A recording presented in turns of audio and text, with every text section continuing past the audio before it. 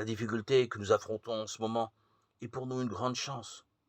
Notre esprit, Jésus l'appelait le lieu secret, est la chambre du conseil où se prennent les décisions et les dispositions dont dépend notre vie. Mais c'est aussi l'atelier où s'élaborent les plans concernant notre destinée, notre vie et notre laboratoire, le monde, notre chantier. Notre développement spirituel est l'unique raison de notre présence sur Terre. Pour atteindre notre but, il faut que nous affrontions les difficultés de l'existence quotidienne et les surmontions. Si louables que soient nos intentions, ce n'est pas en fuyant le monde, en nous réfugiant dans la grotte d'un ermite ou dans une retraite conventionnelle que nous progressons spirituellement. Nous n'atteindrons pas davantage notre but par la force de notre volonté, la violence ou d'habiles subterfuges.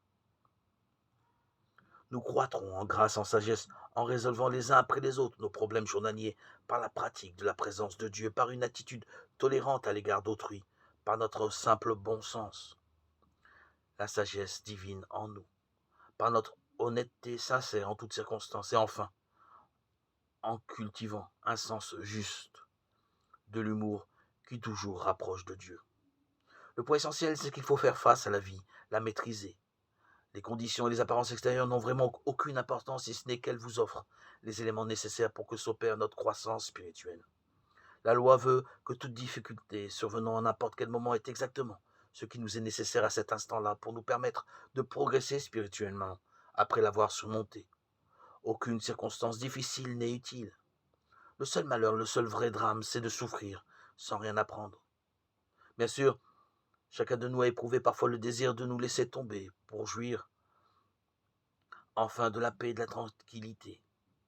Comme le poète, il a soupiré, je voudrais entendre les cloches du soir tinter dans les temples de jadis.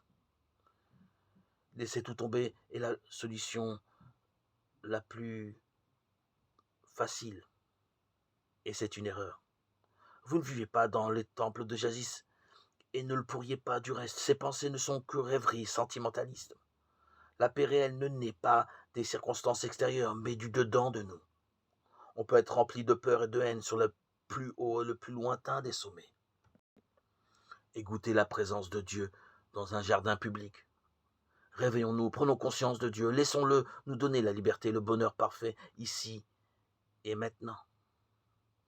Je ne te prie pas de les ôter du monde, mais de les préserver du mal. Jean 17, verset 15.